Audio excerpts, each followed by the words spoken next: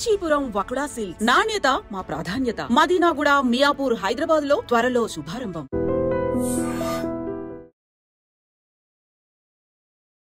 Hi hello నమస్తే, welcome back to iron media. ఈరోజు మనతో ఉన్నారు మన ఫేవరెట్ ఫైనాన్షియల్ అడ్వైజర్ అయిన రమేష్ పసుపులేటి గారు. ముఖ్యంగా ఈరోజు ఎపిసోడ్లో క్రిప్టో కరెన్సీ, అందులో కూడా ఎలాంటి కరెన్సీస్, ఎలాంటి కాయిన్స్ ఇప్పుడు బూస్ట్ అవ్వబోతున్నాయి, అలాగే రీసెంట్ అప్డేట్ పై కాయిన్ అనేది ఒకటి ఐపీఓకి రానుందని కొంచెం ఇన్ఫర్మేషన్ వచ్చింది. ఇలాంటి విషయాలన్నింటిపై అప్డేట్ తీసుకుందాం. నమస్కారం సార్. నమస్తే అండి. సార్, క్రిప్టో కరెన్సీ కొన్ని దేశాల్లో దీన్ని కొన్ని సంస్థలు యాక్సెప్ట్ చేస్తూ ఉన్నాయి. టెస్లా లాంటి సంస్థ అయి ఉండొచ్చు, అండ్ ఈవెన్ ఇవి ఇండియాలోకి రాబోతున్నాయి. ఇండియాలో చూసుకున్న అప్డేట్స్ అయితే జియో కాయిన్ రాబోతుందని ఒక అప్డేట్, పై కాయిన్ ఐపీఓకి రాబోతుందని మరొక అప్డేట్, కొన్ని కాయిన్స్ని గవర్నమెంట్ అలౌ చేయబోతుందని మరొక అప్డేట్ వస్తుంది. అసలు ఈ క్రిప్టో కరెన్సీ ఇండస్ట్రీలో ఏం జరగబోతుందంట? డెఫినెట్గా అంటే మేబీ యూఎస్లో కొన్ని కాయిన్స్ రావచ్చు అంటున్నారు. మేబీ మనకు తెలిసినట్టుగానే బిట్ కాయిన్ రావచ్చు అంటున్నారు అఫీషియల్గా. ఎందుకంటే బిట్ కాయిన్ కొంచెం గవర్నమెంట్ హోల్డింగ్, అంటే ట్రంప్ దగ్గర కొన్ని ఉన్నాయి అంటున్నారు, అలాగే ఎలాన్ మస్క్ దగ్గర కొన్ని ఉన్నాయి అంటున్నారు. కాబట్టి మేబీ పెద్ద పెద్ద కాయిన్స్కి అఫీషియల్గా రావచ్చు. కానీ సో ఇంకో చిన్న చిన్న కాయిన్స్ ఉన్నాయి, అంటే వీటిని మేమ్ కాయిన్స్ అని, గేమింగ్ కాయిన్స్ అని ఇలాంటివి ఉన్నాయి. సో వీటికి కొద్దిగా టైం పెట్టే అవకాశం ఉంది. నార్మల్గా ఏం జరుగుతుందంటే ఈ గేమింగ్ కాయిన్ ఓన్లీ గేమింగ్ సైట్స్లోనే యాక్సెప్ట్ చేస్తారు. సో నార్మల్ ట్రాన్సాక్షన్ కుదరవు. సో అలాగే మేమ్ కాయిన్స్ ఉంటాయి, జోక్స్, ఏమైనా జోక్స్ సంబంధించినవి మనం బై చేయాలన్నా కానీ సో వాటి కోసం వాడతారు. ఈ బిట్ కాయిన్ ఇవి ట్రాన్సాక్షన్కి వాడతారు.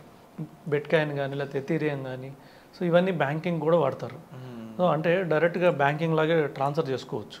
అసలు ఈ బిట్ కాయిన్ ఎందుకు వచ్చిందంటే నార్మల్గా అప్పుడు స్టార్టింగ్ అప్పుడు 1996 ఆ టైంలో మనం ఏదైతే మనీ ట్రాన్స్ఫర్ చేసుకోవాలంటే సో అప్పుడు హ్యూజ్ బ్యాంకింగ్ ఛార్జెస్ ఉండేవి. ఒక ట్రాన్సాక్షన్ చేయాలంటే కంపల్సరీగా మధ్యలో ఎక్స్చేంజ్ ఉండాలి. ఎక్స్చేంజ్ లేకుండా ట్రాన్స్ఫర్ చేయలేము.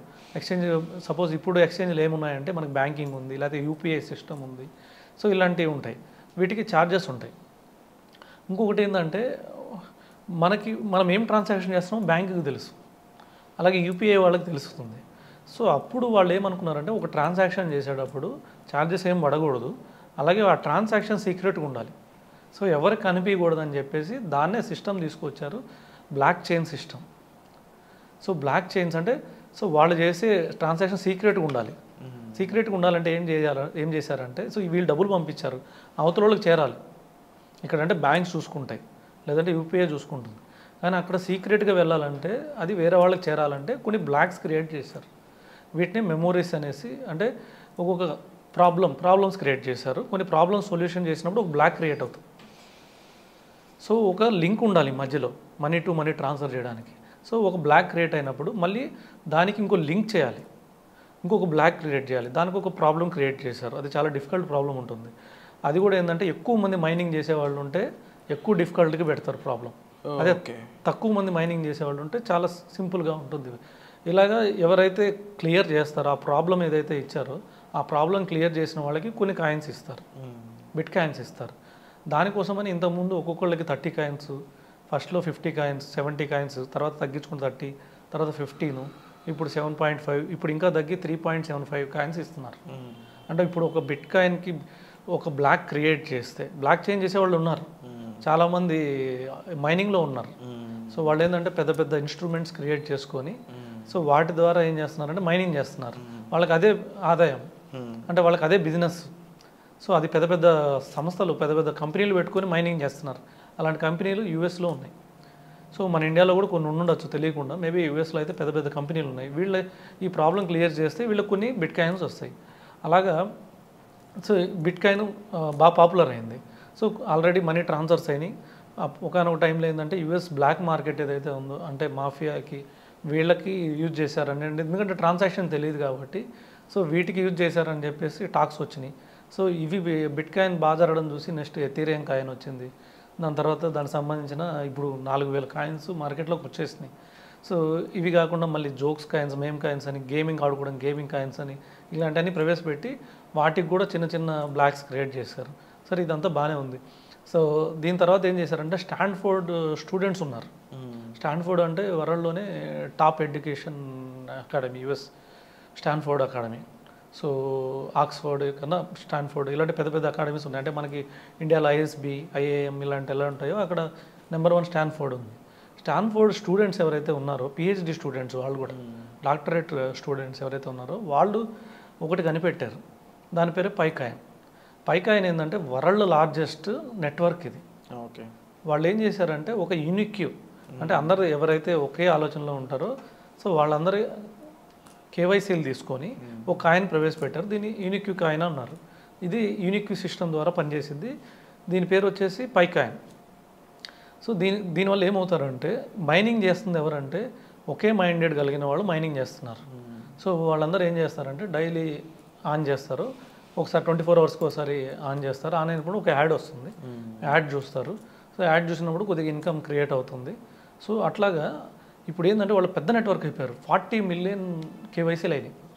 వాళ్ళు ఏమనుకున్నారంటే స్టార్టింగ్లో ఏదైతే బిట్ కాయిన్ వచ్చినప్పుడు 21 మిలియన్ కన్నా ఎక్కువ చేయకూడదు అని అనుకున్నారు. కానీ తర్వాత ఏం చేశారు, మన పైకాయిన్ వచ్చినప్పుడు కూడా 10 మిలియన్ కేవైసీలు వస్తే చాలు లాంచ్ చేద్దాం అనుకున్నారు. అవును. సో తర్వాత డిమాండ్ పెరిగింది. 10 మిలియనే కదా అని డిమాండ్ పెరిగి ఆల్మోస్ట్ $50 పోయింది ఓ పైకాయిన్. అన్అఫీషియల్ మార్కెట్లో ఏదైతే ఉందో అది $50 పోయింది. తర్వాత ఏమైంది, 40 మిలియన్ అయినాయి. వాళ్ళకు లాంచ్ చేసే టైంకి 40 మిలియన్ కేవైసీలు అయిపోయినాయి. ఇప్పుడు ఒకరొకరు రెఫర్ చేసి 40 మిలియన్ అంటే మ్యాక్సిమం పీపుల్ ఎక్కడ ఉంటారని మన ఇండియాలోనే ఉంటారు. ఎక్కడేం జరిగినా కూడా మెజారిటీ ఇప్పుడు వరల్డ్ వైడ్లో ఎక్కువ వాడుతున్నారంటే ఇండియాలోనే 65% వాడుతున్నారు. అలాగే ఇలాంటి టెక్నాలజీ వచ్చినప్పుడు ఎక్కువ ఎవరు వాడతారంటే మన ఇండియాలోనే వాడుతున్నారు. ఒకరికొకరు తెలియదు అంతే. సో ఇలాంటి పైకాయిన్ మనకు తెలియకుండానే, సో అది కూడా ఇంకోటి ఏంటంటే సౌత్ ఏషియా అంటే దుబాయ్ ఇలాంటి కంట్రీస్లో కూడా బాగా పాపులర్ అయింది. సో అరబ్ కంట్రీస్ కొద్దిగా, సో వాటిలో కూడా బాగా పాపులర్ అయింది. తర్వాత యూఎస్లో కూడా బాగా పాపులర్ ఉంది. ఎందుకంటే వీళ్ళు స్టార్ట్ చేసిన వాళ్ళు బాగా తెలివైన వాళ్ళు, స్టాన్ఫోర్డ్ యూనివర్సిటీ వాళ్ళు అంటే. సో అందుకని ఇది రీసెంట్గా లాంచ్ కూడా చేశారు. మన ఫిబ్రవరి 20వ తారీఖు లాంచ్ అయిపోయింది. సో ఒక కాయిన్ వచ్చేసి ఇప్పుడు $2 దగ్గర వస్తుంది. ఇది లాంచ్ అవడం $2 దగ్గర లాంచ్ అయింది. $3.5 దాకా వెళ్ళి ఒక కాయిన్కి మళ్ళీ అది $0.75కి వెళ్ళింది, తగ్గిపోయింది. మళ్ళీ ఇప్పుడు $2కి వచ్చింది. కానీ ఏదేమైనా కానీ వాళ్ళ దగ్గర ఒక డాటా ఉంది. ఓకే. వాళ్ళ దగ్గర ఉన్న డాటా ఏంటంటే 40 మిలియన్ కేవైసీలు. ఇప్పుడు మన ఇండియాలోనే 40 మిలియన్లో 1 మిలియన్ మన ఇండియాలో ఉంటారు. అవును, డెఫినెట్గా 1 మిలియన్ 10 మిలియన్స్ కూడా ఉంటారు మన ఇండియా. సో 10 మిలియన్ కేవైసీలు అంటే 10 మిలియన్స్ ఆధార్ కార్డులు వాళ్ళ దగ్గర ఉంటాయి. ఇది ఎవరికైనా అమ్ముకోవచ్చు వాళ్ళు. 1 crore. 1 crore. ఈ నెట్వర్క్ని వాళ్ళు ఎవరికైనా అమ్ముకోవచ్చు.